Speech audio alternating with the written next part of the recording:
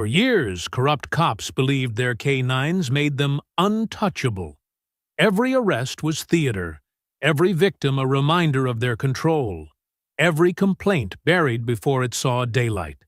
They unleashed fear with fangs, certain no one would ever fight back. Then one morning, they spotted a young black mother walking home from the hospital, her newborn nestled in her arms. To them, she looked fragile, easy to break, another powerless target for their brutality. But they have no idea she's an FBI special agent, her silence masking years of investigations into men exactly like them. When her calm refusal to exit without cause leads to the drawing of a weapon, they unknowingly unleash forces that will upend their world in ways they can't yet imagine. Before we go any further, comment where in the world you are watching from and make sure to subscribe, because tomorrow's story is one you don't want to miss. The autumn breeze carried the sweet scent of fallen leaves as Naomi Carter walked down Cedar Street. Her newborn son Elijah nestled safely in her arms. Her body ached from childbirth 3 days ago, but her heart was full of joy. The hospital bracelet still circled her wrist, a reminder of their shared journey. "Look at you, my beautiful boy," she whispered, adjusting the soft blue blanket around his tiny face. Elijah's eyes were closed, his breaths coming in gentle puffs against her chest. His perfect fingers curled into tiny fists as he slept. The walk home wasn't long, just 6 blocks from St. Mary's Hospital. But Naomi took her time. Each step was deliberate, careful. Her body was still tender, but she had insisted on walking. After 3 days in a hospital room, she needed fresh air and sunshine. "Almost home, little one," she murmured, pausing to rest against a brick wall. The morning sun warmed her face as she watched Elijah's peaceful expression. His skin was still so new, so soft. The nurses had said he was one of the calmest newborns they'd seen. "You're my little miracle." A car engine roared behind her, tires screeching against pavement. Naomi turned, startled by the sudden noise. A police cruiser had jumped the curb, its front wheels on the sidewalk. 2 officers burst out, hands already on their weapons. "Don't move!" the older officer shouted. His nameplate read Donnelly. His face was red with anger, though Naomi couldn't understand why. "You match the description of a shoplifter from the mini-mart." "There must be some mistake," Naomi said calmly, despite her racing heart. She held Elijah closer, turning slightly to keep him shielded. "I just left the hospital with my newborn—" "Shut up."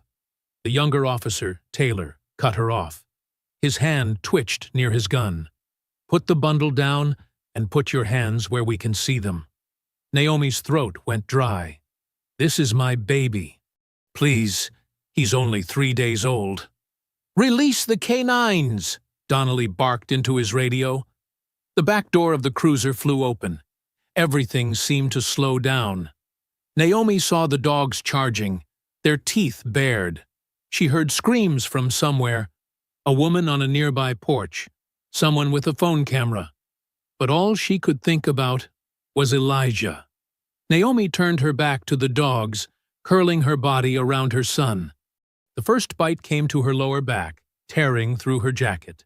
She gritted her teeth against the pain, keeping her arms locked around Elijah.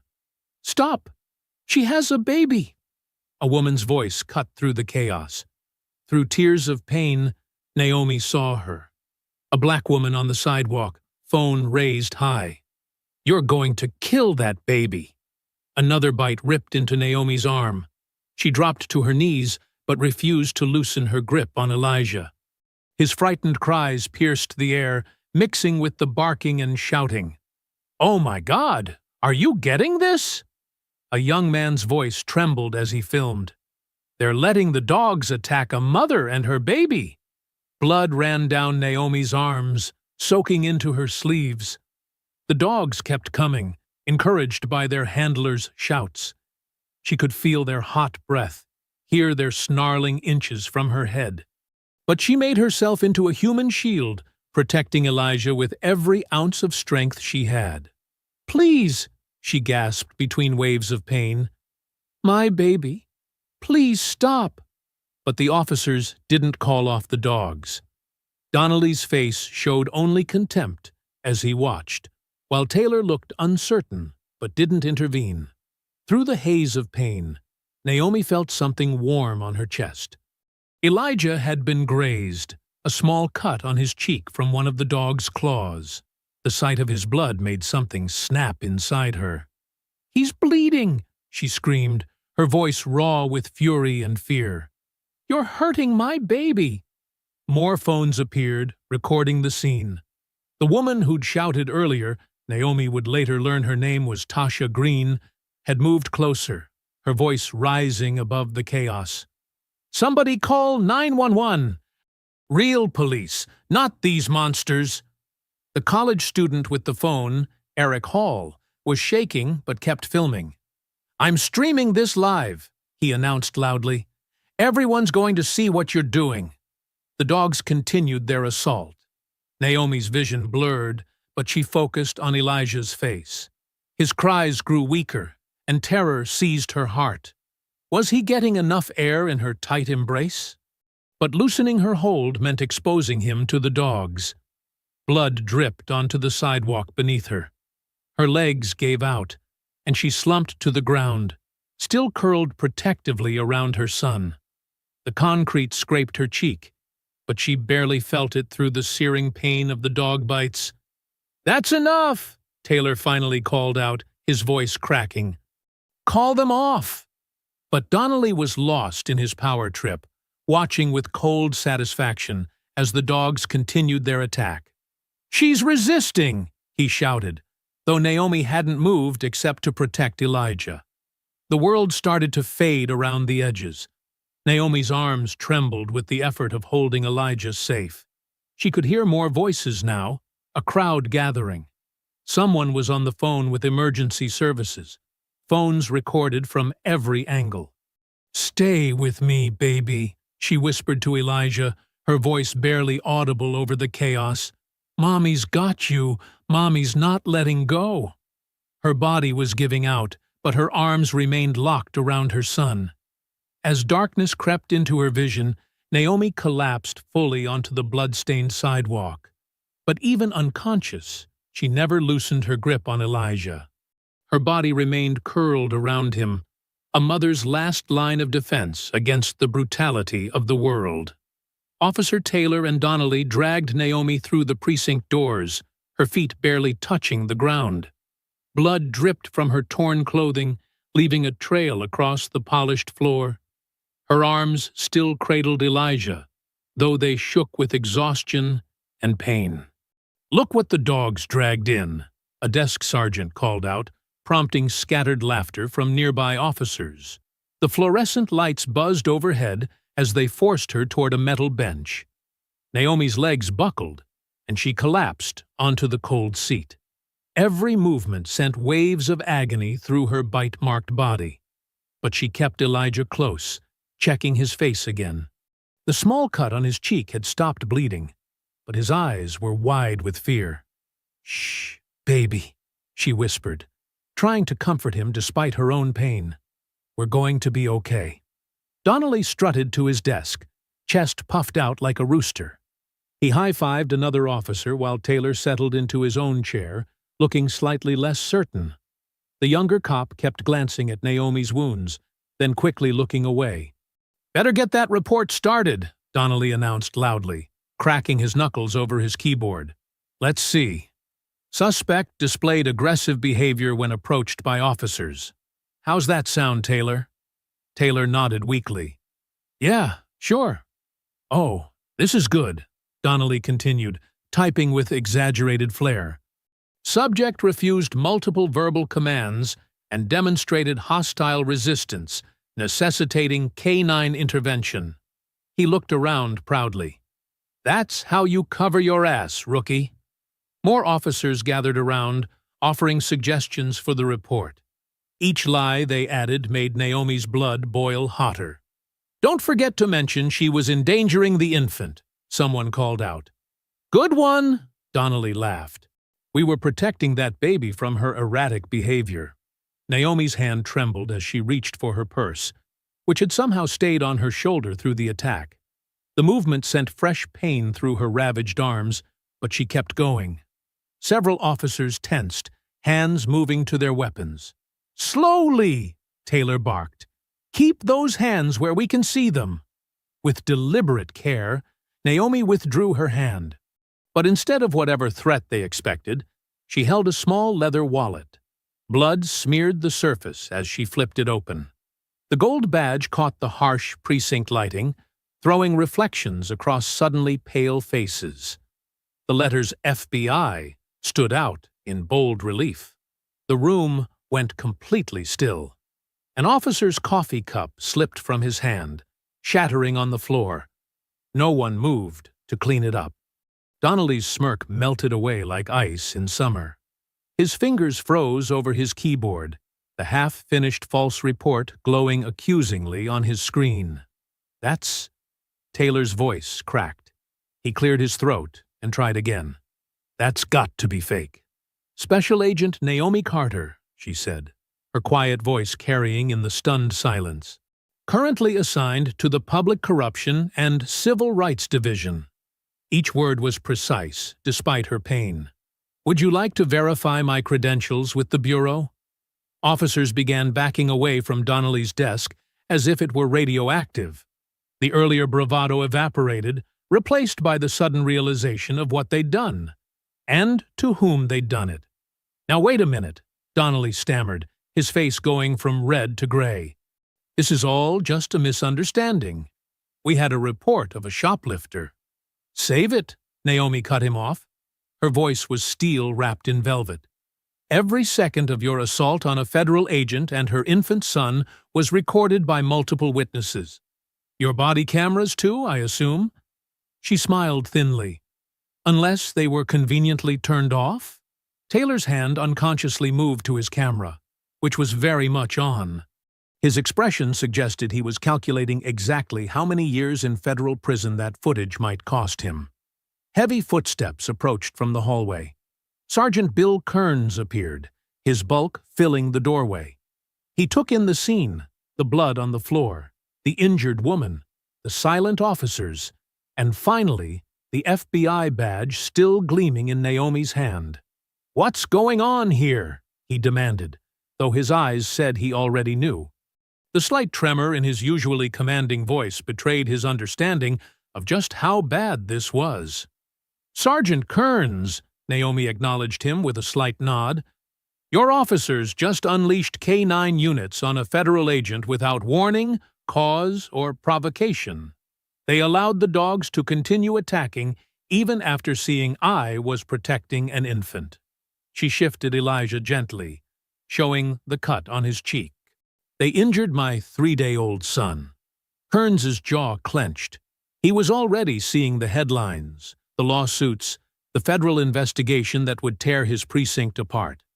"I'm sure we can handle this professionally," he began, reaching for his practiced diplomatic tone. "These things are always more complicated than they appear." 10 minutes, Naomi interrupted, her voice barely above a whisper. Blood still dripped from her arm onto the floor as she spoke. "That's all it takes for a career to end. One phone call to my supervisor, one email to Internal Affairs, one press conference." Her eyes moved from face to face, memorizing each one. 10 minutes. The silence that followed was absolute.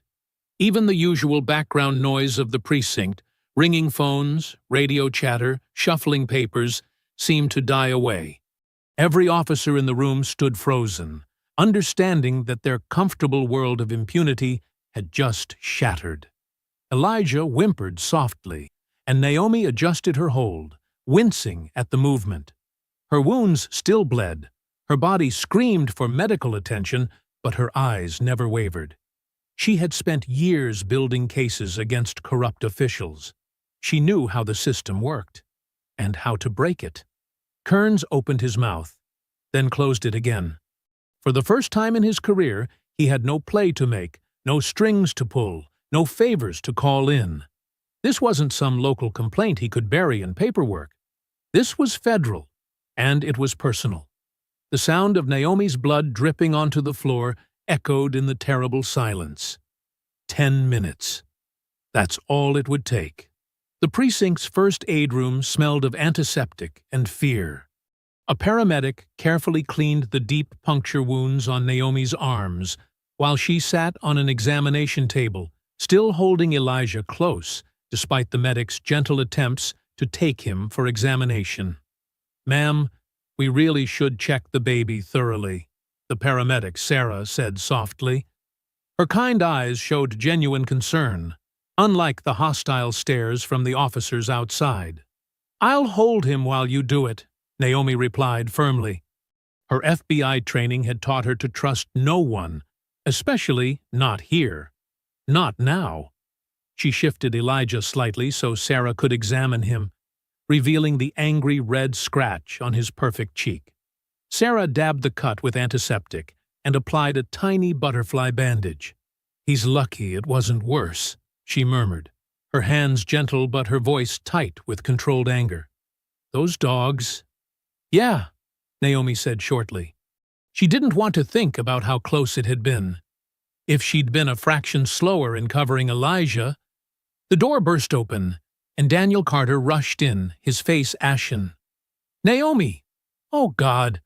Naomi!" He crossed the room in 2 strides, carefully embracing his wife and son while trying to avoid her injuries. His eyes widened at the sight of the deep bites being cleaned and bandaged. "I'm okay," Naomi assured him, though her voice shook slightly. It was harder to maintain her professional facade with Daniel here. "We're both okay." Daniel touched the bandage on Elijah's cheek with trembling fingers. "They said there was a police incident. But this—" His teacher's vocabulary failed him.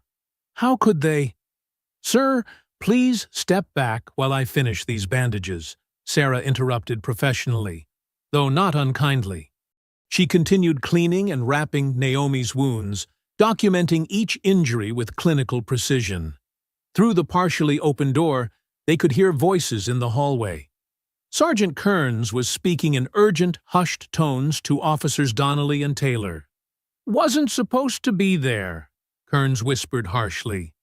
"The schedule showed—" Naomi's head snapped up, her FBI instincts suddenly screaming. "The schedule? What schedule?" She caught Daniel's eye, and he nodded slightly. He'd heard it too.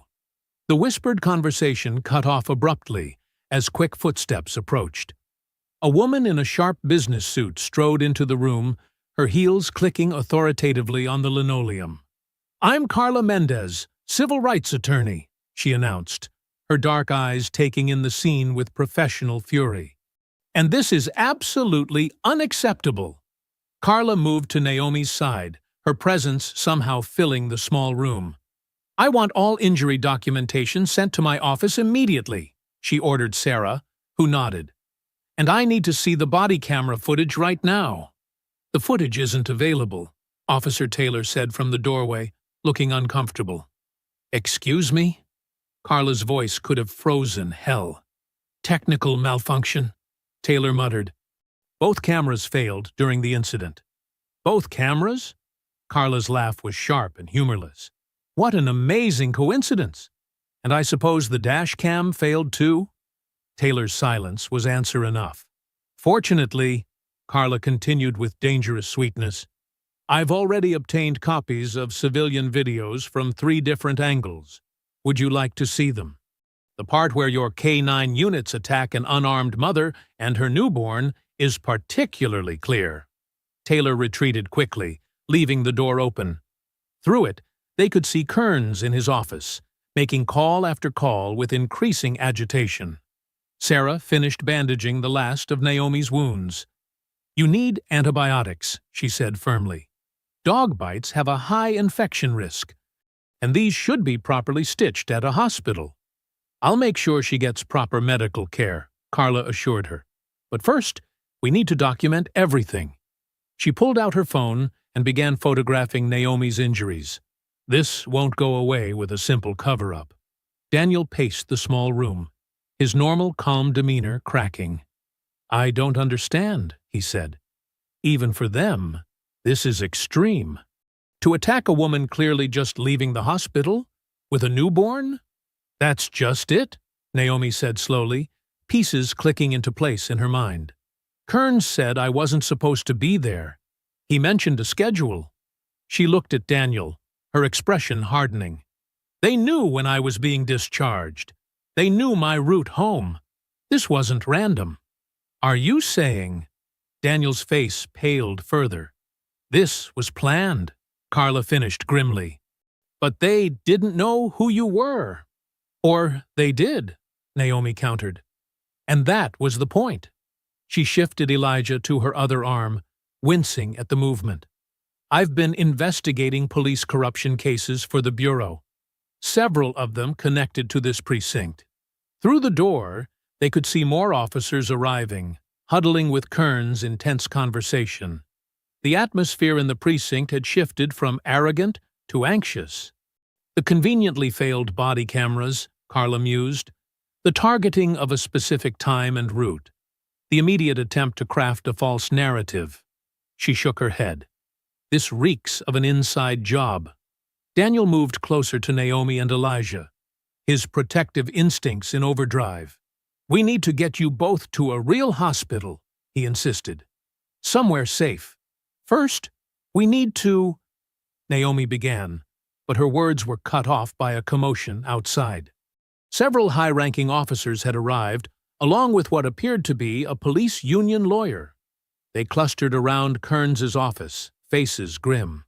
"They're circling the wagons," Carla observed. "We should move quickly before evidence starts disappearing." Naomi watched the activity through the door, her investigator's mind cataloging every detail, every whispered conversation, every nervous glance in her direction. The pieces were forming a picture she didn't like. She turned to Daniel, her voice low but intense. "This wasn't a mistake," she said. "They came for me. The only question is, who gave the order?" Late that night, the Carter home was quiet, except for the gentle hum of the baby monitor. Daniel stood over Elijah's crib, carefully adjusting the blanket around their sleeping son. The tiny bandage on the baby's cheek seemed to glow accusingly in the dim light of the nursery. In their bedroom, Naomi lay rigid on her back, unable to sleep despite her exhaustion. Every time she closed her eyes, she saw the dogs lunging toward Elijah. Her bandaged arms throbbed with each heartbeat, a constant reminder of the morning's horror. The painkillers the hospital had prescribed sat untouched on her nightstand. She needed her mind clear. Daniel entered their bedroom quietly, his footsteps careful on the hardwood floor. "He's finally settled," he whispered, sitting on the edge of the bed. "How are you holding up?" "I keep seeing it," Naomi admitted, her voice tight. "Over and over. The way they didn't even hesitate, Daniel. They just released the dogs." On a woman carrying a newborn. Daniel reached for her hand in the darkness, careful to avoid her injuries. The video's everywhere now. Eric, the student who filmed it, he posted it online an hour ago. It's already gone viral. Naomi grabbed her phone from the nightstand, wincing at the movement. The video had over 1 million views already. The comments section was exploding with outrage. Local news stations were picking up the story. "There's a crowd gathering at the precinct," Daniel continued, scrolling through his own phone. "Protesters, signs saying, 'Justice for Agent Carter' and 'Protect Black Mothers.'" He paused, reading. "The police union just released a statement defending the officer's actions as following standard procedure when confronted with a suspicious individual." "Suspicious individual?" Naomi repeated bitterly. "A woman in hospital scrubs carrying a newborn." She sat up slowly, fighting the pain. "They knew exactly who I was. This was a message." The baby monitor crackled with Elijah's soft breathing. Each tiny sound made Naomi's heart clench. How close had she come to losing him?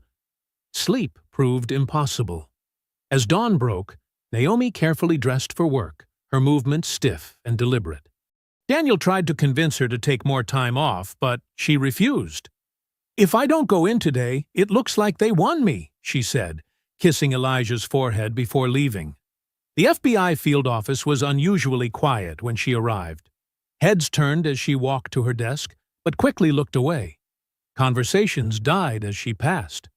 The familiar space felt suddenly hostile.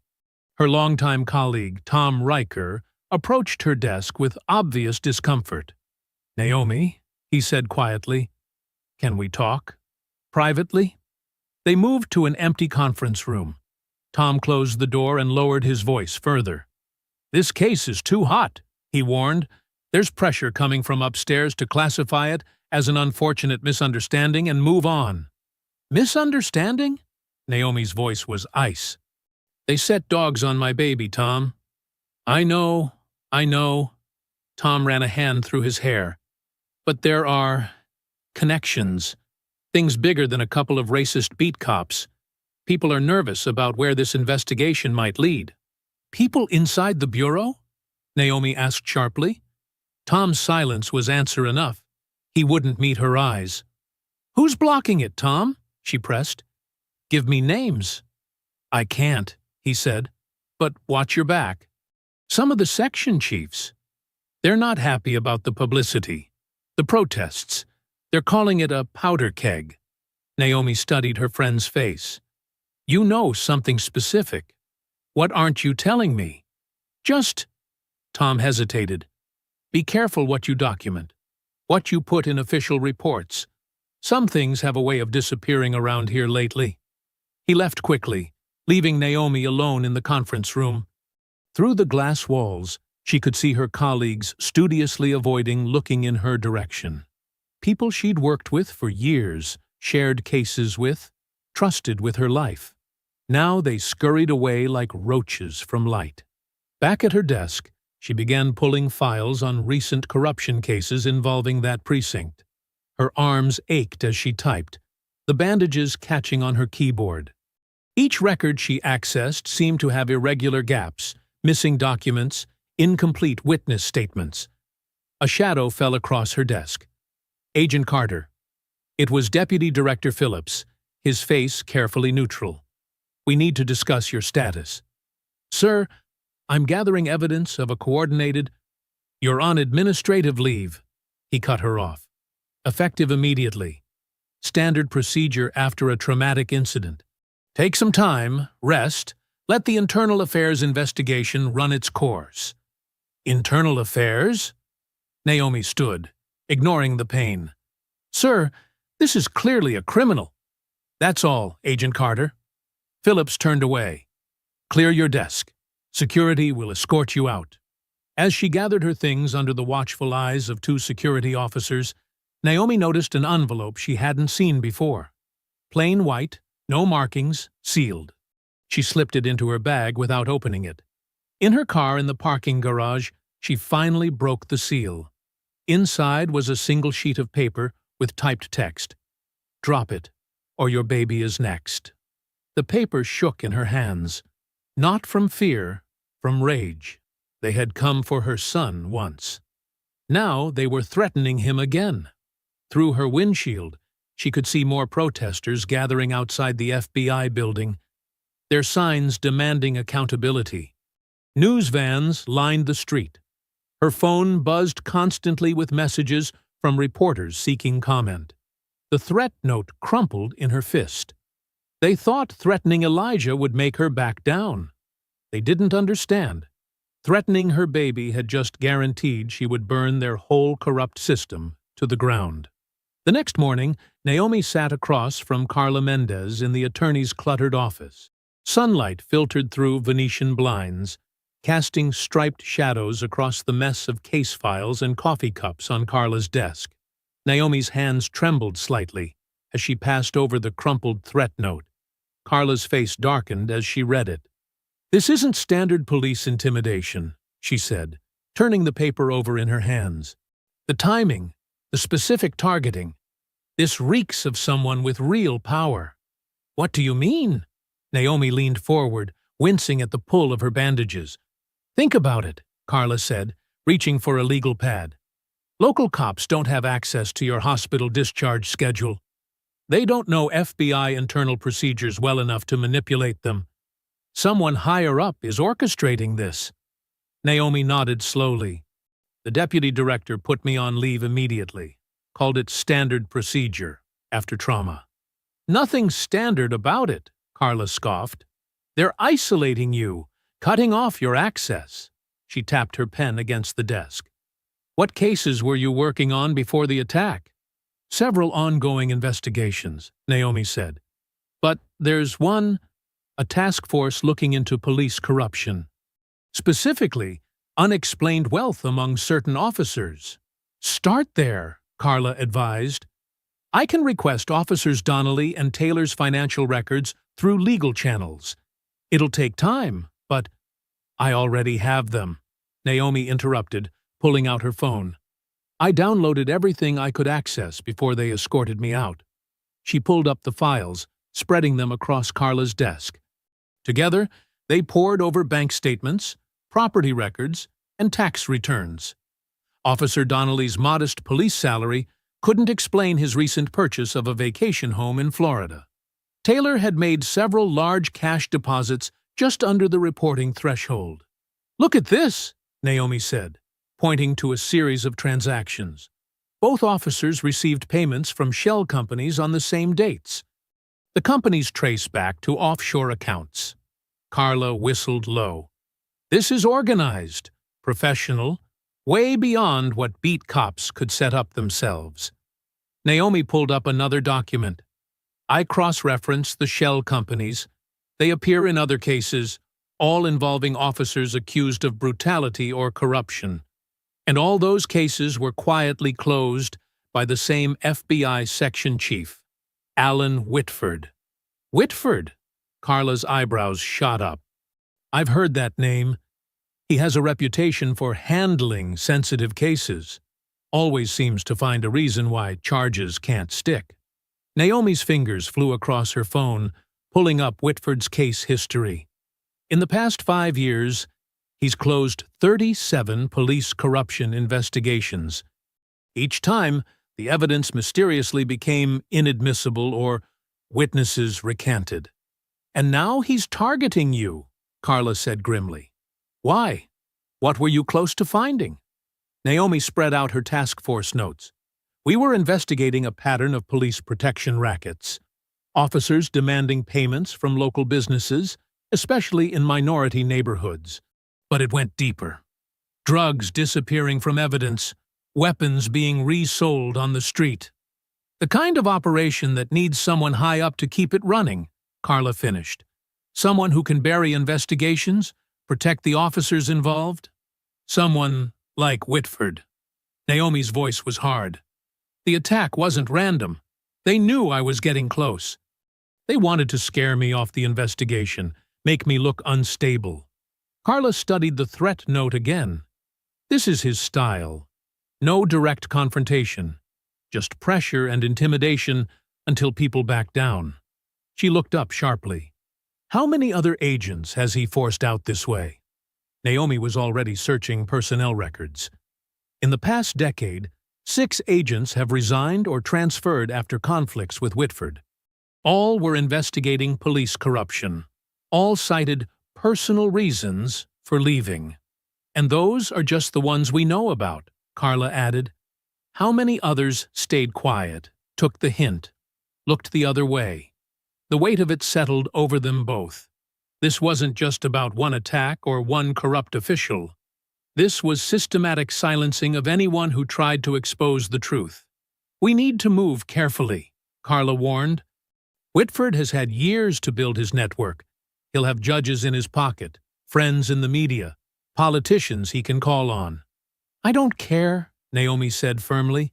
"He came after my baby. That was his mistake." "They'll paint you as angry, unstable," Carla cautioned. "The traumatized mother out for revenge." "Let them try." Naomi's voice was steel. "Every attack makes them look worse. Every threat proves what we're dealing with." She stood, gathering the documents.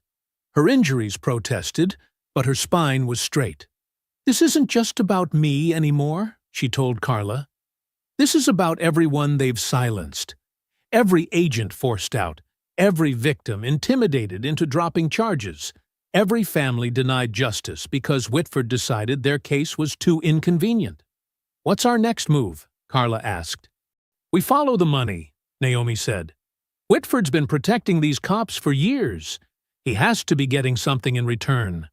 We find his weakness, we crack this whole thing open." She looked out Carla's window at the city below, where protesters still marched with signs demanding justice. "They thought threatening my son would make me back down," she said quietly. "They don't understand.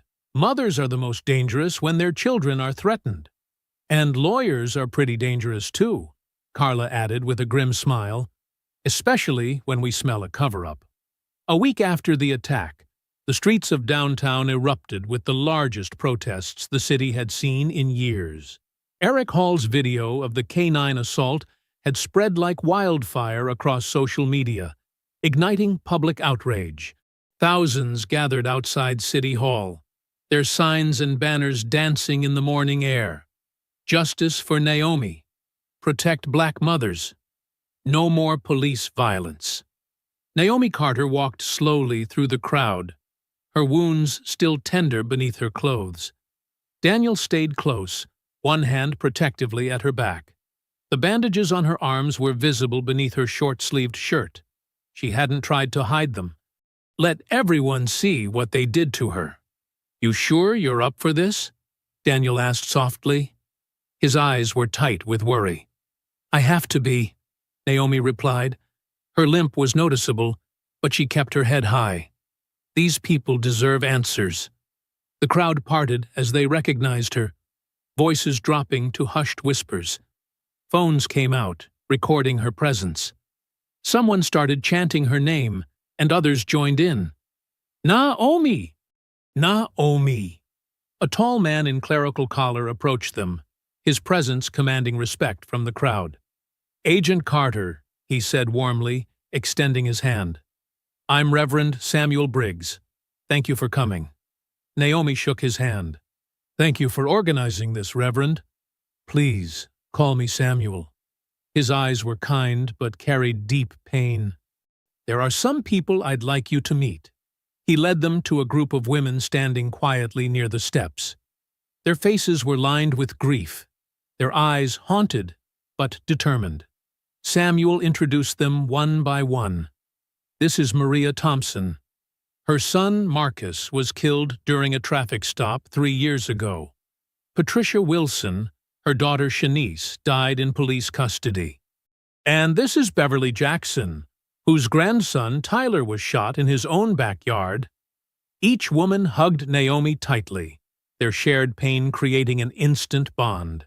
Beverly touched the bandage on Naomi's arm gently. "We saw what they did to you and your baby," she said, her voice thick with emotion. "But you survived. You're fighting back. That gives us hope." Maria nodded. "They tried to bury our stories. The police, the courts, they all protected each other. But they can't bury yours. Because you're FBI," Patricia added. "They can't paint you as a criminal or say you're lying. Your badge makes them have to listen." Naomi felt tears threatening. "I'm so sorry for your losses," she said. "What happened to your children? It wasn't right. And what happened to me proves the system is still broken." "Tell them," Samuel encouraged, gesturing to the crowd that had gathered around them. "They need to hear your voice." Naomi looked at Daniel, who squeezed her hand supportively. Taking a deep breath, she turned to address the protesters. The pain in her legs screamed for her to sit, but she remained standing. "A week ago, I was walking home from the hospital with my newborn son," she began, her voice carrying across the hushed crowd. "I had just given birth. I was tired, sore, but so happy." She paused, steadying herself. "Then 2 police officers decided I looked suspicious. They didn't ask questions. They didn't check ID. They just released their dogs. Angry murmurs rippled through the crowd. Naomi continued, her voice growing stronger. I'm an FBI agent. I've spent my career upholding the law. But none of that mattered in that moment. All they saw was a black woman they could hurt without consequences. She gestured to the grieving mothers beside her. These women lost their children to the same system. Their stories were ignored, their pain dismissed. But I promise you this, I will not be silenced.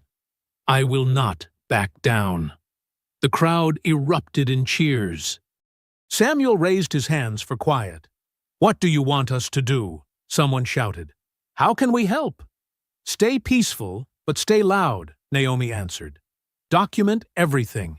Share your stories. The system counts on our silence, on our fear. But together, our voices are too strong to ignore. Beverly stepped forward, taking Naomi's hand. We stand with you, she declared. All of us mothers who've suffered, we're behind you. The chanting started again, louder this time. No justice, no peace, no justice, no peace. Samuel addressed the crowd. This is more than one incident. This is about changing a system that treats our community like enemy combatants instead of citizens. Naomi scanned the sea of faces before her. Young and old, all races united in anger and hope. Her wounds throbbed, but their energy gave her strength. These people believed in her, trusted her to fight for them. I will use every legal tool at my disposal, she promised them. Every resource, every connection. The truth will come out. The crowd's response was thunderous. Daniel supported her as she swayed slightly, the pain and emotion taking their toll. You should rest, he whispered. Naomi nodded, but her eyes caught movement at the edge of the crowd. Through the sea of protesters, she spotted a black sedan parked half a block away. Its government plates marked it as an FBI vehicle. Behind the tinted windows, she could make out a man watching the proceedings intently. She kept her face neutral, pretending not to notice, but her mind was already racing. Someone was monitoring her, reporting back to Whitford. The game was escalating. Let's go home, she told Daniel, letting him guide her through the crowd. The protesters parted respectfully, many reaching out to touch her arm or whisper thanks. The mothers hugged her goodbye, making her promise to stay in touch. Samuel pressed his card into her hand. You're not alone in this fight, he assured her. Whatever you need, we're here. Back at the FBI office, Naomi waited by Tom Riker's desk. Her fingers drummed against the polished wood as she watched him approach, coffee in hand. His steps faltered when he saw her. We need to talk, she said quietly. Now. Tom glanced around the office, then nodded toward an empty conference room. Once inside, Naomi closed the blinds. That FBI vehicle at the protest, she said, crossing her arms. Who ordered the surveillance? Tom's face tightened. You weren't supposed to notice that. I'm trained to notice things, Tom. Just like you're trained to give straight answers to direct questions. He set his coffee down and ran a hand through his hair. Whitford's watching everything you do, Naomi. Every move, every conversation. He's got people all over this building reporting back to him. Why? What's he afraid I'll find? You need to drop this, Tom warned. The K9 incident, the protests, let it go. Whitford won't stop until... Until what? Naomi stepped closer. Until I'm scared into silence? Until my career is ruined? Or maybe until something happens to my baby? Tom's eyes widened. Has someone threatened Elijah? You tell me, Tom. You seem to know a lot about what's going on. He looked away, guilt crossing his features. I'm trying to help you here. Whitford. He's got connections way above our pay grade. Police chiefs, judges, maybe higher. Naomi pulled out her phone and showed him bank statements. Officer Donnelly received 4 payments of $5,000 each in the past month. Officer Taylor got similar amounts, all from a company called Riverfront Holdings, LLC. Tom's face paled. Where did you get those? I'm good at my job, Tom. Riverfront Holdings traces back to a network of shell companies. And guess whose signature is on the incorporation papers? Whitford, Tom whispered. Not directly, but his wife's cousin. Same address, same phone number. Sloppy work for someone so careful. She pulled up more documents. Then there's these. Meetings between Whitford and Police Chief Harlan Crow. Always off the books, always in private locations. But parking receipts, security cameras, they leave traces. Jesus, Naomi. Tom slumped against the wall. You've been busy. I'm not the only one looking. Carla Mendez, my lawyer, she's building a RICO case. Pattern of corruption, abuse of power, misuse of federal funds. You can't prove any of it connects to the K9 attack. Not yet. Naomi's voice hardened. But Whitford and Crow meet every Thursday at the River's Edge Hotel.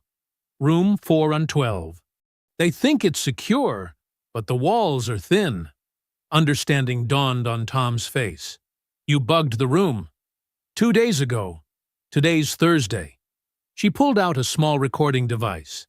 In about 3 hours, they'll have their weekly chat. Want to bet they'll talk about the black agent causing trouble? This is insane, Tom said. If they catch you, they won't. But I need your help, Tom. She met his eyes. You're one of the good ones. I know you are. But staying quiet makes you part of the problem. He was quiet for a long moment. What do you need? Cover for me this afternoon. If anyone asks, I'm following up on the Morrison case in Southside. Tom nodded slowly. Okay. But Naomi, be careful. These guys, I know exactly what they are, she said grimly. 3 hours later, Naomi sat in a service closet next to room 412, headphones on. The recording device was picking up every word through the hotel wall. The protests are getting worse. Crow's voice came through clearly. Your agent is becoming a real problem. She'll back down, Whitford replied confidently. They always do when it gets personal. The K9 attack was supposed to send a message. Instead, it made her a damn martyr. Then we send a stronger message. Whitford's tone was casual, as if discussing the weather. Break the black agent, restore order. That's what we do. The community's rallying around her. That reverend, those mothers. Let them march. Let them scream. In the end, the system protects its own. You and I both know that. Their laughter made Naomi's blood boil. She checked the recording quality, crystal clear. Speaking of protection, Crow said, the usual payment cleared? Of course. Riverfront Holdings, right on schedule. Keep your boys in line and everyone stays happy. Donnelly and Taylor are nervous about the FBI sniffing around. Tell them to relax. I've got the investigation locked down. No one's looking at their finances. More laughter. Naomi's hands tightened into fists as she listened to them brag about their corruption, their power, their certainty that nothing could touch them. After an hour, the meeting wrapped up. Naomi waited until their footsteps faded down the hall. She checked the recording. Everything was there. The payments, the cover-up, the explicit targeting of a federal agent.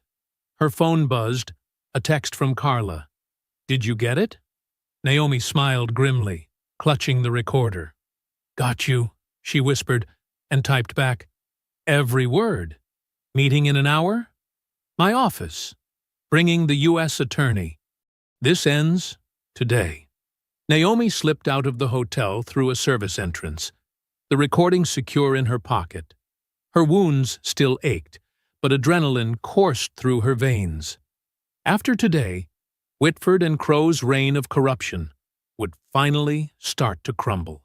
She thought of Beverly, Maria, and Patricia, the mothers who'd lost their children, of Eric Hall, bravely filming the attack, of Reverend Briggs and the protesters demanding change. Most of all, She thought of Elijah, sleeping safely at home with Daniel. This wasn't just about justice anymore. It was about making sure no other mother ever had to shield their baby from police dogs. No other family had to bury their child because of corrupt cops. The system might be broken, but she had the evidence to start fixing it. One recording. Two arrogant men who thought they were untouchable. And a mother's determination to protect not just her child, but every child in her community. Carla's law office buzzed with energy as federal prosecutors pored over the recording. Assistant U.S. Attorney Sarah Chen listened intently, her expression darkening with each damning word from Whitford and Crow. "The arrogance is breathtaking," Chen said, removing her headphones. "They didn't even try to hide it." Naomi sat straight, despite her aching wounds. "We have the money trail, too. Bank records, shell companies, everything." "This is textbook RICO," Carla added, spreading documents across her desk. "Corruption? Witness intimidation? Misuse of federal resources? And targeting a federal agent? They're looking at serious time." Chen nodded. "I'll file the charges tonight. Judge Harlan's court tomorrow morning. He's tough, but fair. Known for being incorruptible." "I've worked with him before," Naomi said. "He always follows the law, no matter who's involved." Later that evening, Naomi drove home with lighter shoulders. Street lamps cast warm pools of light on the sidewalk where, just days ago, police dogs had attacked her. The memory still burned, but now justice felt within reach. Daniel met her at the door, Elijah sleeping peacefully in his arms. "How did it go?" "Better than we hoped." Naomi gently touched their son's bandaged cheek. "The prosecutors are ready to move. Tomorrow morning, it all comes out." "You did it," Daniel whispered, pride in his eyes. "You actually did it." "We did it." Naomi leaned into his embrace. The whole community stood up. Eric with his video, Reverend Briggs, those brave mothers, everyone played a part. That night, for the first time since the attack, Naomi slept without nightmares. The next morning, the federal courthouse steps were packed with protesters. Signs demanded "Justice for Naomi" and "End police corruption." Reverend Briggs led prayers while mothers shared stories of loss and hope. Inside, Courtroom 3 hummed with tension. Naomi sat beside Carla, back straight, eyes forward. Across the aisle, Whitford lounged casually, as if attending a minor traffic hearing instead of facing federal charges. Judge Raymond Harlan entered, his black robes flowing. His stern face showed no emotion as Chen presented the evidence. "Your Honor, this recording clearly shows Section Chief Whitford and Police Chief Crow discussing illegal payments, obstruction of justice, and the deliberate targeting of Special Agent Carter." Harlan listened to portions of the tape, his expression unreadable. Naomi noticed him glancing frequently at Whitford, but assumed he was gauging the defendant's reactions. Then something shifted in the judge's demeanor. "Ms. Chen," he interrupted, "how exactly was this recording obtained?" "Through standard investigative techniques, Your Honor. Agent Carter." "Was Agent Carter authorized to place recording devices in a private hotel room?" Chen faltered. "The circumstances. Did she have a warrant?" Harlan's voice sharpened. "Given the imminent threat and ongoing criminal conspiracy." "Yes or no, Counselor?" Chen straightened. "No, Your Honor. But under Federal Statute 18 U.S.C. 2511, recording is permitted when—" "I'm familiar with the statute." Harlan's tone grew cold. "I'm also familiar with the Fourth Amendment. This recording was obtained illegally, without proper authorization or judicial oversight." Carla shot to her feet. "Your Honor, the evidence of corruption is clear. The bank records alone were discovered as a direct result of the illegal recording." Harlan cut her off. "Fruit of the poisonous tree, Counselor. You know better." The gallery erupted in angry murmurs. Outside, the protesters' chants grew louder. "Your Honor," Chen tried again, "given the serious nature of these allegations, the serious nature makes proper procedure more important, not less." Harlan's gavel cracked like a gunshot. "This recording is inadmissible. All evidence derived from it is similarly tainted." Naomi felt the room spin. This couldn't be happening. Not after everything. "Furthermore," Harlan continued, "I'm ordering an internal investigation into Agent Carter's unauthorized surveillance activities." Carla's hand gripped Naomi's arm. "Your Honor, Agent Carter was protecting herself and her child from—" "From what, exactly?" Harlan's eyes were ice. "All I see is a federal agent conducting illegal wiretaps based on unsubstantiated suspicions. This case is dismissed." The gavel fell again. Protesters outside screamed in rage. Naomi sat frozen, staring at the man she'd once respected, the judge she'd testified before dozens of times, whose reputation for fairness seemed unshakable. Now he wouldn't even meet her eyes. Movement caught her attention. Whitford stood slowly, straightening his expensive suit. His lips curved in a small, knowing smirk as he glanced at Harlan, then at Naomi. In that moment, she understood. The rot went deeper than she'd imagined. Harlan wasn't just following the law. He was part of their corrupt network. Every case he'd dismissed, every piece of evidence he'd suppressed. How long had he been protecting them? The protesters' chants echoed through the courthouse walls. No justice, no peace. But there would be no justice today. Not in this court. Not with this judge. Naomi met Whitford's smug gaze, her hands clenched tight enough to leave marks. All her evidence, all her work, swept away with a few words from a corrupt judge. The system she'd trusted, the law she'd sworn to uphold, it was all tainted. Harlan swept out of the courtroom, robes billowing. Whitford's smirk widened as he collected his briefcase, victory written in every casual movement. Naomi could only stare, the weight of betrayal pressing down like a physical force. The judge she'd trusted had just revealed his true colors, and the price of that revelation might be her entire case. Naomi's key scraped in the lock just past 9. The house was warm, filled with the aroma of Daniel's cooking, his way of showing love when words weren't enough. She dropped her bag by the door, her movements heavy with defeat. "In here," Daniel called from the kitchen. "I made your mom's lasagna recipe." Naomi found him at the stove, sleeves rolled up, Elijah bouncing happily in his high chair. Their son's laughter, usually a balm for any pain, only reminded her of how much she had to protect. "You didn't have to cook," she said, kissing Daniel's cheek. "It's been a long day for you, too."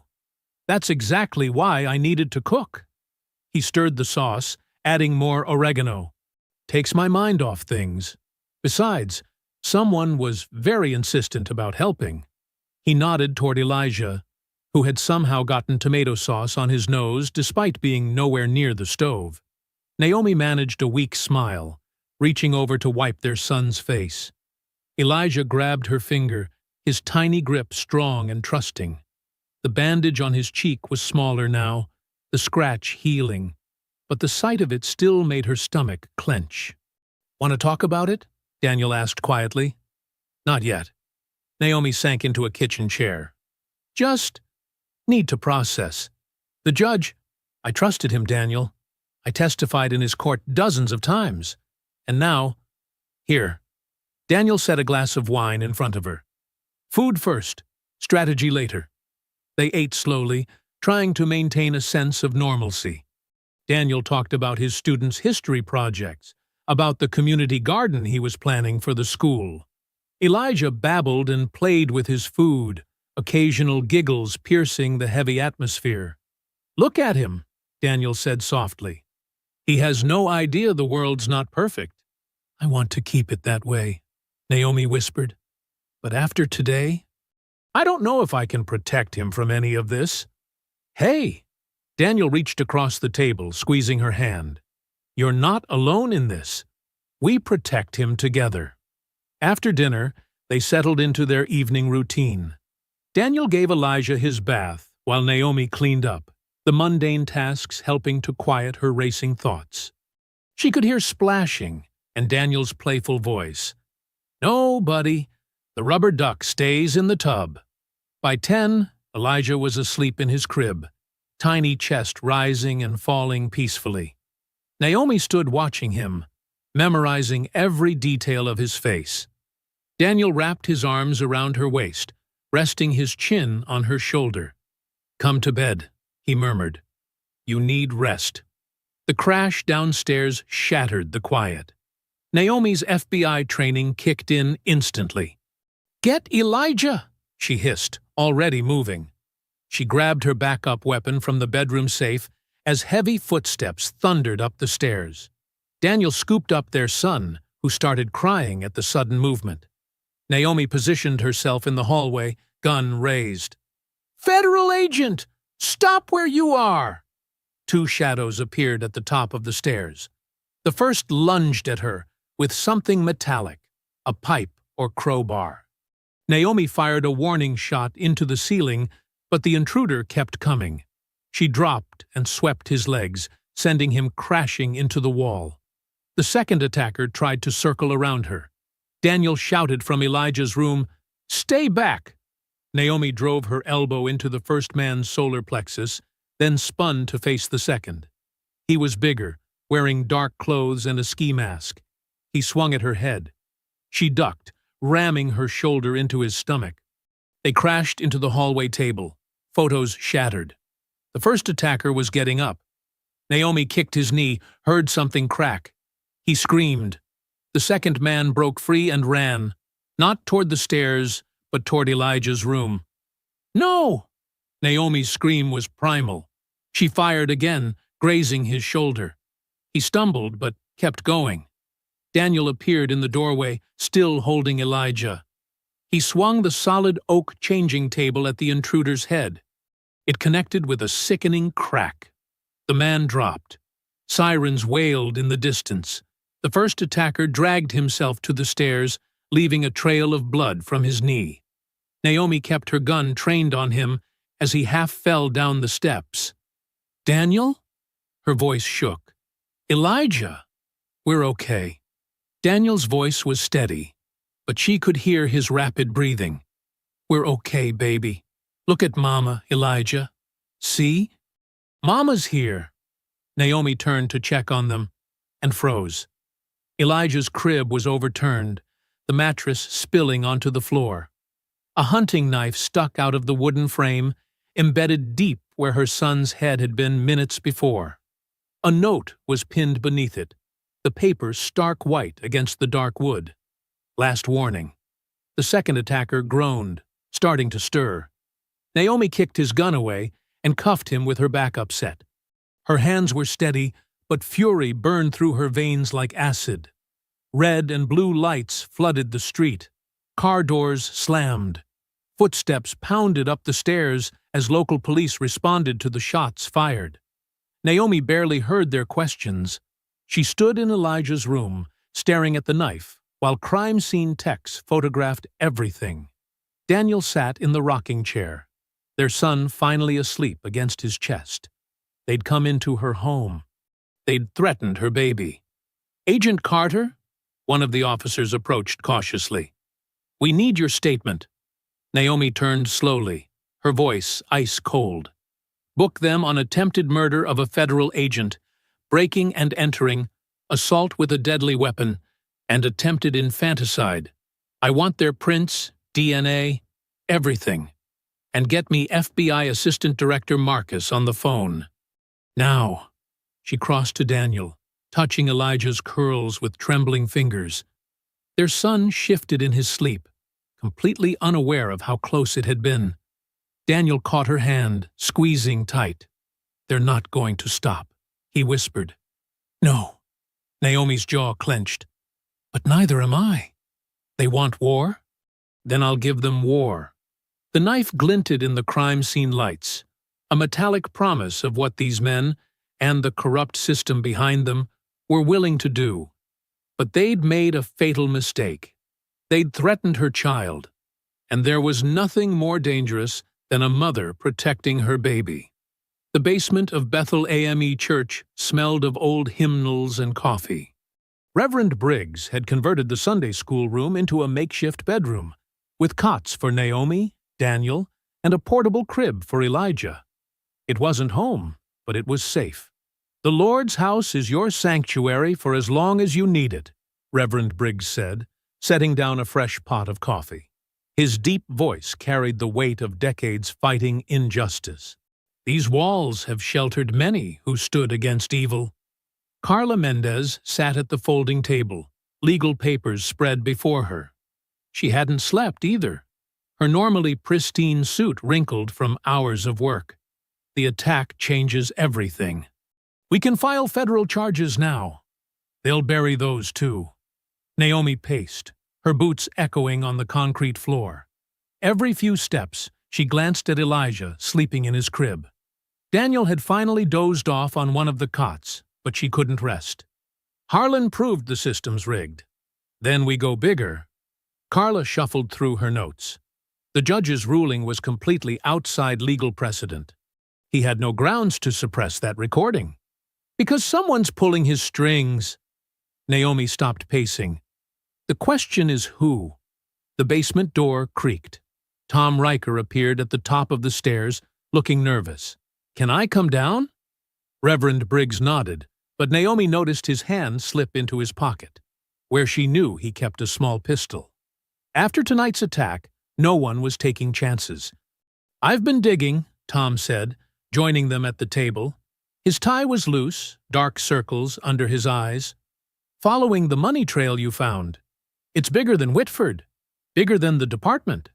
"What did you find?" Naomi leaned forward. "Judge Harlan. He's connected to Senator Gerald Maddox. They go way back. Maddox personally recommended Harlan for the federal bench 15 years ago." Carla's pen scratched rapidly across her legal pad. "The Law and Order Senator? He's been pushing for increased police funding and harsher sentences, while protecting dirty cops," Naomi muttered. Classic misdirection. Tom pulled out his phone, showing them photos. "Harlan and Maddox meet twice a month at the Capitol Hill Club. Private dinners, no staff allowed. But look who else attended last month." Naomi's breath caught.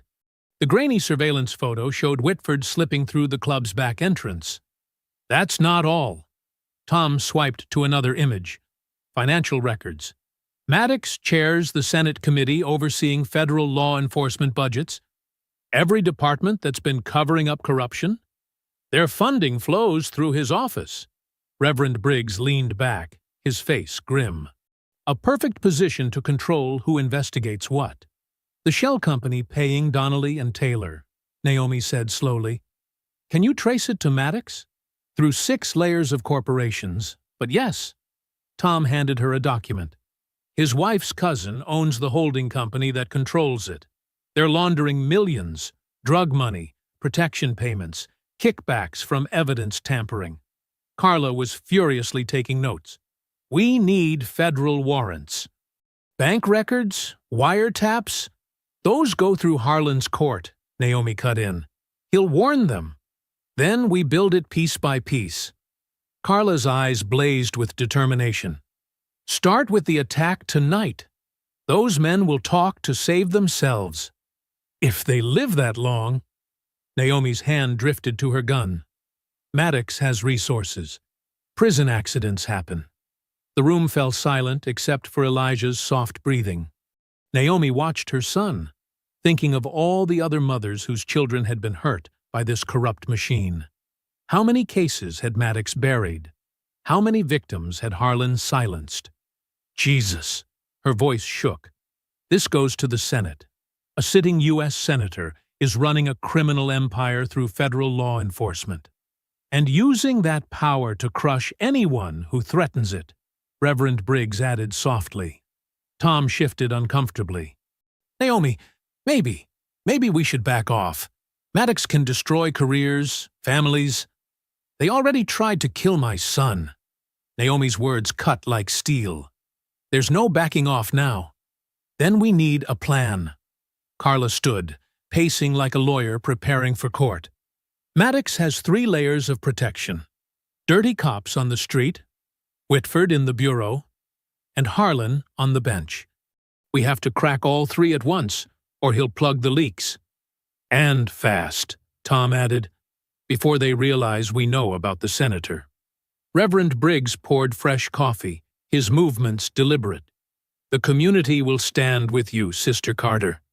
When you're ready to move, we'll have thousands in the streets demanding justice. We'll need them. Naomi stared at the photos, memorizing faces and connections. But first we need evidence that even Harlan can't suppress, something that exposes the whole network. The attack tonight helps, Carla said. It shows how far they'll go. If we can prove Maddox ordered it. He's too smart for that. Naomi shook her head. We need something bigger, something that ties everything together. The drugs, the cover-ups, the bribes. Daniel stirred on his cot, blinking awake. He took in the scattered papers, the intense faces. What did I miss? We found the puppet master, Naomi told him. Senator Gerald Maddox. He's been protecting corrupt cops and judges for years, running a criminal empire through federal agencies. Daniel sat up slowly. The tough on crime senator? The one always talking about law and order? The perfect cover. Carla's voice was bitter. While he preaches about justice, he's selling it to the highest bidder. Naomi sank into a chair, the weight of it all pressing down. A U.S. senator. The layers of power and protection seemed insurmountable. But then Elijah whimpered in his sleep, and her resolve hardened. They'd tried to kill her baby to protect this corrupt machine. Now she would tear it down, no matter how high it went. The basement fell quiet as they absorbed the magnitude of what they faced. Dawn was breaking outside, pale light seeping through the high windows. Another day of fighting the system that was supposed to serve justice. But this time, they knew who really pulled the strings. The FBI press room buzzed with anticipation. News cameras lined the back wall, their red lights blinking like predatory eyes. Reporters filled every seat, smartphones ready to broadcast live. Naomi stood at the podium, her FBI badge heavy in her pocket. She wore a crisp black suit that hid her healing wounds, though she couldn't completely mask her limp. The physical pain was nothing compared to what she was about to do. Thank you all for coming. Her voice carried clearly through the microphone. After 12 years of service with the Federal Bureau of Investigation, I am announcing my resignation. Effective immediately. Gasps rippled through the room. Camera shutters clicked rapidly. In the front row, she spotted Eric Hall, the student who'd filmed her attack. His face showed pure disappointment. The events of the past month have made it clear that I can no longer serve effectively within the current system. Naomi gripped the podium edges. When K-9 units were unleashed on me and my newborn son, I believed justice would prevail. I was wrong. Questions exploded from the crowd. Naomi raised a hand for silence. To the community who supported me, who marched for justice, I'm sorry. But I must put my family's safety first. She let her voice crack slightly. No mother should have to choose between justice and her child's life. In the back of the room, she glimpsed Alan Whitford smirking. Let him think he'd won. Let them all think it. Outside, she could hear protesters chanting her name. Their voices fell silent as her words reached them through the building's speakers. Signs lowered. Hope died. I will be making no further statements and ask for privacy during this difficult transition. Naomi stepped back from the podium, ignoring the shouted questions. Carla met her in the hallway, playing her part perfectly. Are you sure about this? She asked loudly enough for others to hear. It's over, Naomi replied, her voice hollow. They won. They walked to the parking garage, followed by the echo of disappointed voices. In Carla's car, behind tinted windows, Naomi finally allowed herself a small smile. "Did Hale take the bait?" she whispered. Carla nodded, starting the engine. "Called my office 10 minutes after I leaked that you were considering a deal. He wants to meet tonight."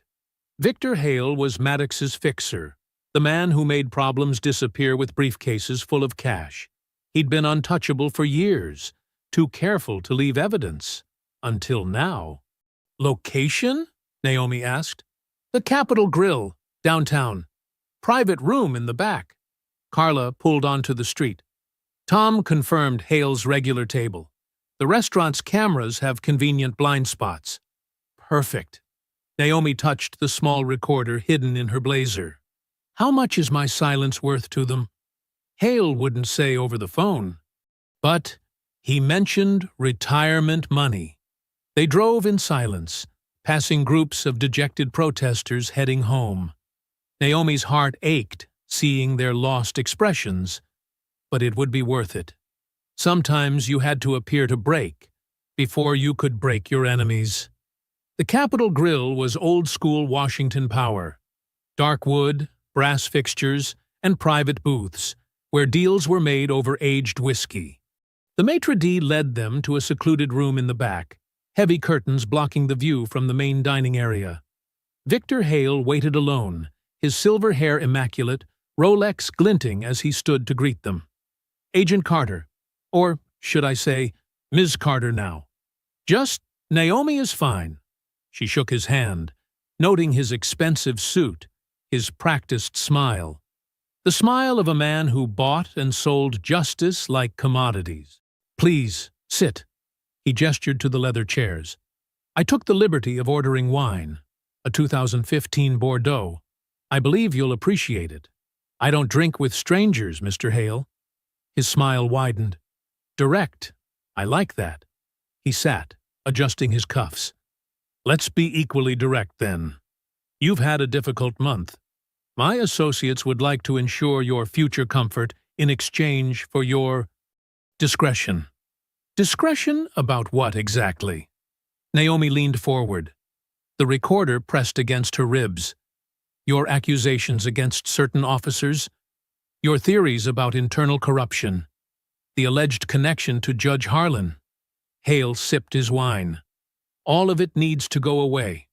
Permanently. And if it does?" He opened his briefcase, removed a document. "A consulting position with a private security firm. Very generous salary. Full benefits. Plus a signing bonus to help with any medical expenses you've incurred." Naomi studied the contract. "This is a lot of money to keep someone quiet. Consider it compensation for your dedicated service." Hale's voice was smooth as the wine. "You have a young son to think about. His future education. His safety." The threat was subtle, but clear. Naomi felt her anger rise but kept her face neutral. "And my evidence?" "All copies handed over, of course, including anything your lawyer might have tucked away." He glanced at Carla. "We know about the recording you tried to submit in court. That needs to disappear. You seem very concerned about that recording." Hale smiled thinly. "Let's say certain conversations were not meant for public consumption. Chief Whitford was indiscreet, and Senator Maddox wouldn't want his name connected to any of this." The smile vanished. "I never mentioned the senator." "You didn't have to." Naomi pulled out a pen. "I'm not stupid, Mr. Hale. I know who really runs things in this town." He studied her for a long moment. "You're either very brave or very foolish to say that name." "I'm just being direct. Like you said." She tapped the contract. "So this buys my complete silence? About everything I've learned?" "Everything." Hale leaned back. "Sign it, and you'll never have to work again. Your son will want for nothing. All you have to do is walk away." Naomi pretended to read the final page. "And if I don't? Then accidents happen. To careers, to reputations." His voice hardened. "To children. She forced her hand not to shake as she signed. The recorder caught every word, every threat. Hale's smile returned as he took the contract. "Welcome to early retirement, Miss Carter." He extended his hand. "You've made the wise choice." Naomi shook it, meeting his cold eyes. "We all make our choices, Mr. Hale." The handshake sealed his fate, though he didn't know it yet. In her pocket, the recorder held enough to destroy them all. The taxi pulled away from Naomi's house as neighbors watched through their curtains. She'd made a show of loading suitcases, telling everyone within earshot that she was done with this corrupt city. Daniel stood on the porch, playing his part perfectly, waving goodbye with Elijah in his arms. Instead of heading to the airport, the taxi wound through back streets until it reached Reverend Briggs's church. Naomi slipped through the side door, where Carla waited with a burner phone and laptop. "The news is already reporting you've fled town," Carla said, handing her the devices. "Whitford's people are watching the airports." "Good." Naomi settled into the church's small office, transformed into a temporary command center. "Let them think I'm running scared." Reverend Briggs entered, carrying coffee. "The basement apartment is ready. Nobody knows it exists except the original church founders. The hidden apartment dated back to the civil rights era, when activists needed safe places to hide. Now it would serve justice again." Naomi touched the worn walls, feeling the weight of history. "Daniel will bring Elijah at night," Briggs continued. "No one will question a father taking his son to church." Naomi nodded, missing her baby already. But this separation was necessary. She had to appear completely isolated, cut off from support. Using the burner phone, she began leaving digital breadcrumbs, searches for offshore accounts, and cash transfers without detection, email drafts about meeting terms and payment locations, just enough to make it look like she was preparing to take the bribe. "How long until they bite?" Carla asked. "Not long." Naomi checked her watch. "Hale reports everything to Maddox. The senator's too arrogant to delegate this. He'll want to oversee it personally." She was right. Within hours, surveillance photos arrived from Tom Riker. Whitford had called an emergency meeting at Maddox's office. The trap was set. Days passed in the church basement. Naomi kept up appearances of being away, while carefully monitoring communications. Daniel brought Elijah each night, those precious hours giving her strength. On the fourth night, the burner phone rang. Hale's voice was smooth as ever. "The terms have been approved at the highest level," he said. "Cash payment tomorrow night. The senator wants to ensure everything is handled properly." "Where?" Naomi asked. "The Mayflower Hotel. Presidential suite. Come alone." "Perfect." The Mayflower's security cameras covered every angle. And the presidential suite's antique mirrors would make excellent recording spots. Naomi spent the next day preparing with Carla. They planted microscopic cameras and recorders throughout her clothing. Every word would be captured from multiple angles. "Remember," Carla warned, "once they hand over the cash, they're committed. That's when they'll be most dangerous." "I'm counting on it." Naomi checked her hidden weapons. "They'll want to gloat. Men like Maddox can't help themselves." Evening fell over D.C. like a heavy curtain. Naomi took a circuitous route to the Mayflower, watching for tails. The hotel's elegant lobby was nearly empty when she arrived. The presidential suite took up half the top floor. Two armed men in suits flanked the door. Private security, not police or federal agents. They patted her down but missed the well-concealed recording devices. Inside, Senator Maddox sat like a king holding court. Whitford stood at his right hand, while Hale lounged on a leather sofa. A silver briefcase rested on the coffee table. "Ms. Carter." Maddox's voice dripped with false warmth. "I'm so pleased we could resolve this unfortunate situation." "Senator." Naomi kept her voice neutral. "I didn't expect you to handle this personally." Some matters require a personal touch.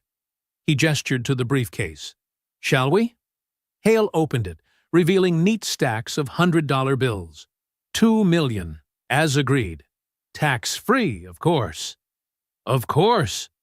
Naomi forced herself to smile. And this buys your complete protection? It buys your complete silence, Whitford corrected sharply. About everything. Alan, Maddox chided. Let's be civilized. Ms. Carter understands the arrangement. Don't you, my dear? I understand perfectly. Naomi touched the money.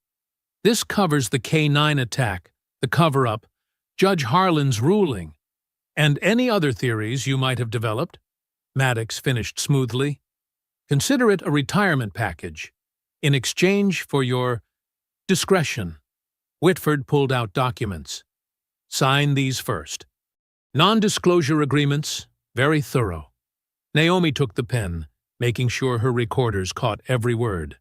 And if I ever change my mind? Then the world is a dangerous place. Maddox's smile turned cold. Accidents happen. To former agents, to their families, to their infant sons. Are you threatening my baby, Senator? I'm merely stating facts. Like the fact that your son's daycare has very limited security, or that your husband's school parking lot is quite dark at night. The recorders caught it all. The threat, the menace in his voice, the casual way he endangered a child. Sign, Whitford commanded. Naomi signed, her hand steady. Each signature captured another federal crime. Conspiracy, witness tampering, extortion. Welcome to the private sector, Maddox said, pushing the briefcase toward her. I trust we'll never see each other again. No, Senator. Naomi stood, lifting the case.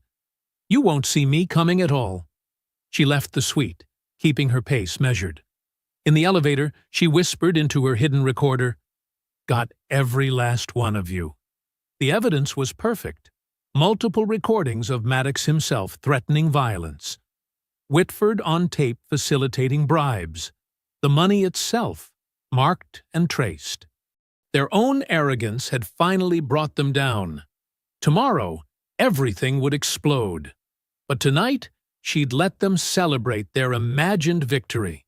Let them drink expensive whiskey and congratulate themselves on silencing another voice.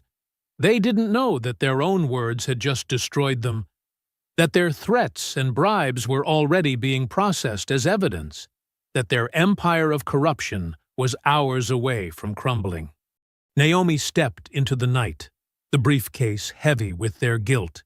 Justice had been delayed, but it could no longer be denied. The National Press Club buzzed with anticipation. Hundreds of reporters packed the main ballroom, cameras ready, laptops open. The room hadn't been this full since the Watergate hearings. Reverend Briggs stepped to the podium, his presence commanding immediate silence. Behind him, a massive screen dominated the wall.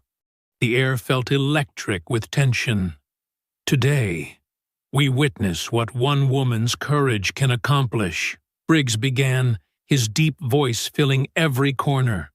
When they attacked her, they thought she would break. When they threatened her child, they expected her to run. When they offered millions for her silence, they believed she would sell her soul. He paused, scanning the crowd. They were wrong. Naomi emerged from the side entrance, walking tall despite her still visible scars. She wore her FBI badge prominently, a silent statement that she had never truly resigned. The room erupted in flashbulbs. Ladies and gentlemen, Briggs continued, I present to you Special Agent Naomi Carter, the woman who refused to be broken. As Naomi took the podium, her hands steady on its wooden edges, scattered applause grew into a thunderous ovation. She waited for silence before speaking. 2 months ago, I was attacked by police dogs while holding my newborn son. Her voice was clear, unwavering. That attack was no accident. It was orchestrated by powerful men who thought themselves above the law. Today, You'll hear their own words convict them." She pressed a button. The screen came to life with crystal-clear audio and video from multiple angles inside the Mayflower Hotel's presidential suite. Senator Maddox's face filled the screen, his casual threats about Naomi's baby echoing through the stunned room. Reporters frantically typed as the senator's own words exposed his corruption. The recording shifted to earlier footage. Chief Harlan Crow and Alan Whitford appeared, laughing about breaking the black agent. Their mockery of her pain drew audible gasps from the audience. "Notice the date stamps," Naomi said, pointing to the corner. "This meeting occurred hours after the K-9 attack. While I lay in the hospital, they celebrated." The evidence continued mounting. Judge Raymond Harlan appeared in a recorded phone call, assuring Whitford that he would handle the evidence situation. Bank records flashed across the screen, showing millions flowing through shell companies. Social media exploded in real time. "Justice for Naomi" and "Corruption Exposed" started trending nationwide. Reporters were already broadcasting live updates to their networks. "This conspiracy reaches from street level to the United States Senate," Naomi continued. "It encompasses police officers, federal agents, a federal judge, and a sitting U.S. senator. They built an empire of corruption, protecting criminals while punishing honest citizens." She played the final recording, Maddox authorizing the $2 million bribe, confident in his immunity. His voice filled the room. "Accidents happen. To former agents, to their families, to their infant sons." The audience erupted in outrage. Phones buzzed with breaking news alerts. Outside, crowds began gathering, drawn by the live broadcasts. "I am not their first victim," Naomi said, her voice rising. "But I will be their last."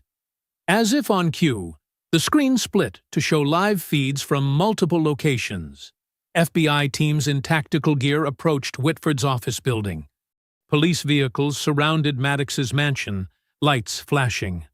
"Federal arrest warrants were issued 20 minutes ago," Naomi announced.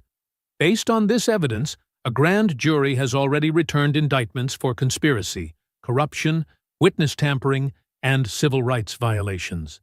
The cameras caught everything. Whitford being led out in handcuffs, his polished exterior crumbling.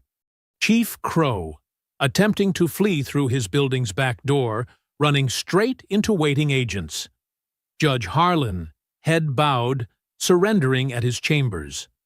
Most dramatically, the live feed showed Senator Maddox barricaded in his study. He had barely finished shredding documents when his own front door burst open. "To those who thought they could silence justice," Naomi's voice cut through the chaos, "this is your answer. To every citizen who has suffered under corrupt power, this is your vindication." Reverend Briggs stepped forward again, placing a supportive hand on her shoulder. The gesture spoke volumes.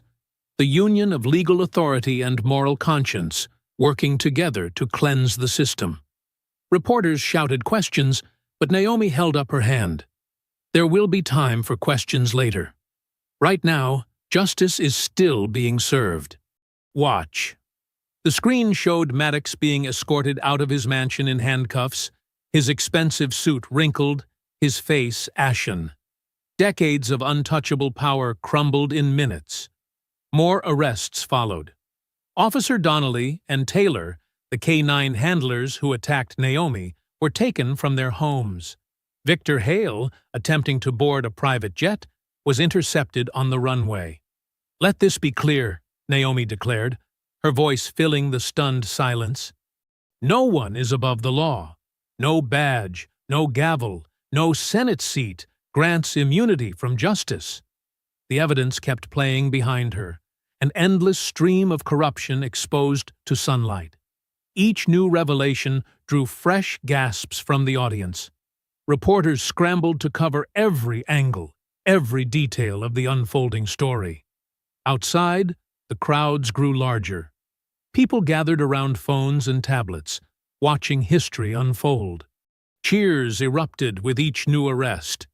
Years of pent-up frustration with systemic corruption found release in this moment of accountability. Protesters who had supported Naomi from the beginning celebrated in the streets.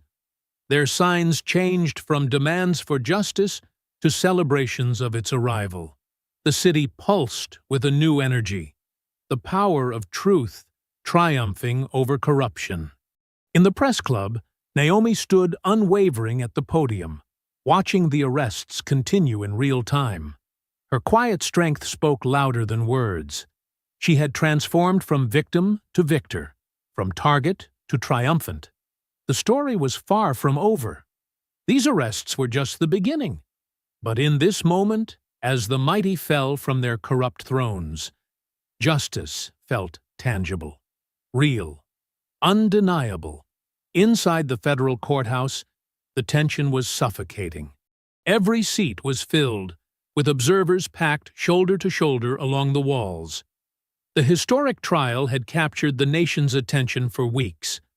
Naomi Carter approached the witness stand, her steps measured and confident. She wore a navy blue suit, her FBI badge gleaming at her hip. As she raised her right hand to be sworn in, her eyes swept across the defendant's table, where her former tormentors sat in prison orange. "Agent Carter," Carla Mendez began, her voice sharp and clear, "please tell the court about the events of May 15th. Naomi's testimony was devastating in its precision. She described the K-9 attack in detail that left several jurors wiping away tears. When she spoke about shielding baby Elijah, mothers in the gallery openly wept. "And this was no random encounter," Carla continued, approaching a large screen. "Show us Exhibit 27. The courtroom darkened. Security footage played, showing Donnelly and Taylor receiving instructions from Chief Crow hours before the attack. Their casual laughter as they planned the assault made several jurors visibly flinch. "They knew exactly who I was," Naomi stated, her voice steady. "They knew I was investigating corruption in their department. They wanted to send a message." Whitford shifted uncomfortably as more evidence mounted. Email chains showed his systematic protection of corrupt officers. Bank records revealed millions in bribes flowing through elaborate networks. Each new piece of evidence tightened the noose. When Carla played the recording of Whitford laughing about breaking the black agent, his composed facade finally cracked. He stared at his hands, unable to meet the jury's disgusted glares. "And what happened when you tried to report this corruption?" Carla asked. "Judge Harlan blocked every attempt," Naomi replied, turning to where the former judge sat. "He ruled evidence inadmissible, dismissed cases, buried complaints, all while taking payments from Senator Maddox's organization." The prosecution displayed Harlan's financial records. Years of suspicious deposits aligned perfectly with dismissed cases against Maddox's associates. The former judge seemed to shrink in his chair. Chief Crow's testimony came next, his arrogance finally broken. Under Carla's relentless questioning, he admitted to decades of protection rackets, evidence tampering, and brutal retaliation against whistleblowers. "And who authorized these operations?" Carla pressed. Crow's voice cracked. "Senator Maddox. Everything went through him." Donnelly and Taylor tried to claim they were just following orders, but their own body camera footage betrayed them. The jury watched in horror as they deliberately targeted Naomi, ignoring her attempts to identify herself while releasing their dogs. "Look at your son," Carla commanded, pointing to Elijah's injuries in photos. "Look at what you did to an innocent baby." Taylor broke down, sobbing. Donnelly just stared straight ahead, his face a mask of defeat. The prosecution's masterstroke came when they played Senator Maddox's own words from multiple recordings, his casual discussion of bribes, his threats against Naomi's family, his decades of manipulating the justice system, all laid bare before the stunned courtroom. "This," Carla declared, her voice rising with controlled fury, is what corruption looks like when it believes itself untouchable. When it thinks it can attack a federal agent, threaten an infant, and face no consequences. The verdicts came like thunderclaps. Whitford first, guilty on all counts. The former FBI section chief stood trembling as the judge sentenced him to 25 years. His badge was ceremonially cut in half. Chief Crow collapsed when his verdict was read. 20 years for corruption, conspiracy, and civil rights violations. As they stripped away his badge and medals, he openly wept, not from remorse, but from the reality of his fall. Donnelly and Taylor received 15 years each. Their fellow officers watched stone-faced as they were led away in chains, a warning to others who would abuse their power. Judge Harlan, having already resigned in disgrace, received 18 years. His judicial robes were replaced with prison garb, his gavel with handcuffs. But it was Senator Maddox's indictment that truly shook the system. Live cameras broadcast as the charges were read. Racketeering, conspiracy, witness tampering, civil rights violations. Decades of corruption finally caught up with him. His political empire crumbled in real time. Allies rushed to distance themselves. Donors demanded their money back. His own party leadership called for his immediate resignation. Through it all, Naomi sat straight-backed in the gallery, watching justice unfold. Each guilty verdict felt like another weight lifting from her shoulders. When the final sentence was pronounced, the courtroom erupted in applause. Decades of systemic corruption had been exposed and punished. The untouchable had been touched. Outside, thousands had gathered to await the verdicts. The steps of the courthouse were a sea of supporters holding signs, "Justice for Naomi," and "No badge above the law." Carla emerged first, raising her fist in triumph. The crowd roared their approval.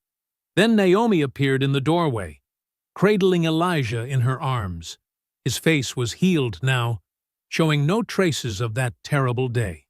The sight of them, mother and child, standing victorious where corruption once ruled, sparked something in the crowd. It began as a whisper, then grew to a chant that echoed off the courthouse columns. "Naomi! Naomi! Naomi!" She stood at the top of the steps, Elijah secure in her embrace as the chants washed over them. This wasn't just her victory. It belonged to every victim of corrupt power, every citizen who yearned for justice, every voice that refused to be silenced. The chants grew louder, carrying across the city like a promise. The system could be cleaned, corruption could be beaten, justice could prevail. The late summer breeze carried the sweet scent of jasmine across Naomi Carter's front porch. 6 weeks had passed since the historic verdicts, and life had settled into a gentler rhythm. The setting sun painted the sky in warm oranges and pinks, casting a peaceful glow over their suburban sanctuary. Naomi sat in her favorite rocking chair, the one Daniel had surprised her with, after they brought Elijah home from the hospital. The steady motion soothed both mother and child as Elijah cooed contentedly in her arms, his tiny fingers wrapped around her thumb. His face showed no trace of that terrible day. The small scratch on his cheek had healed completely, leaving only Naomi's memories of the terror. "How's my little man doing?" Daniel called from the grill, where the aroma of marinated chicken filled the air. He wore his world's best dad apron, a gift from his students when they learned about Elijah's birth. Steam rose from the vegetables he'd arranged in a grilling basket, and the domesticity of the scene made Naomi's heart swell. "He's perfect," Naomi replied, watching Elijah's eyes track a butterfly that fluttered past. "Getting stronger every day." Unlike her son, Naomi's own scars remained visible, raised pink lines along her arms where the canine's teeth had torn into her flesh. She traced one absently, remembering the burning pain, the desperate need to protect her child. But these marks no longer filled her with anger or fear. They had become badges of survival, proof of what a mother's love could endure. The porch swing creaked as Daniel settled beside them, wiping his hands on a kitchen towel. "Dinner's almost ready," he said, leaning over to kiss Elijah's forehead. "And you've got that look on your face. What are you thinking about?" Naomi smiled, reaching into her pocket with her free hand. "I got a call from the bureau director today." She pulled out an official letter, its FBI seal gleaming in the fading light.